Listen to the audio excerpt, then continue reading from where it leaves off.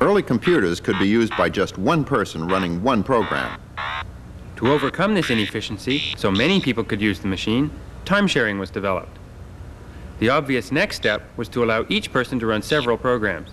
Unix is one of the multi-programming operating systems that now lets each person execute several programs simultaneously. But the usefulness of multi-programming was restricted by the existing terminals. Then the first multi-programming terminal was built. The BLIT fully exploits the new style of operating system. The BLIT has a 68,000 microprocessor, a quarter megabyte of memory, and a standard RS-232 terminal connection, all on one small board. 100 kilobytes of the memory is visible on an 800 by 1024 dot screen. The BLIT also has a keyboard and a digitizing mouse. I point to things on the screen with the mouse. I can also use the mouse to sweep out working areas instead of typing in coordinates. The mouse fits comfortably in the hand with its 3 buttons under the fingers. A small arrow on the screen shows where the mouse is pointing. Buttons are often used to select actions from a menu. Moving the mouse with the button depressed changes the selection. Lifting the button completes the selection, such as deleting a working area. But sometimes an extra button hit is needed to confirm the action. What are these working areas?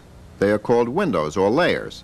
All share the same screen and act like regular independent terminals. I can make a new layer at any time and use it to run Unix commands.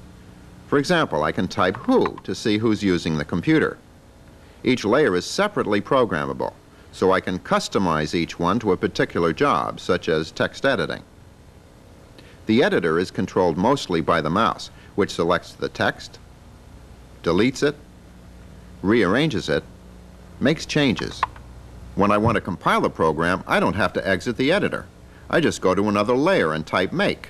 It's just like another terminal on the same screen. Unix compilers are slow, so to entertain myself while I'm waiting, I can play Asteroids. You see?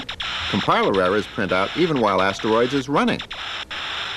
Is graphics good for anything other than playing games? Of course. Graphics is useful for many things, such as integrated circuit design. I can browse across the surface of a chip and instantly see design errors. Now you can see the unique advantage of this terminal. The debugger is running independently, debugging the circuit plotting program, and it stopped the program as it drew the error. Usually a debugger is a clumsy tool because it involves 2 separate processes, the debugger and the broken program. But a debugger fits smoothly into the BLIT environment. I've always been able to think about several things at once, but the terminals stood in the way.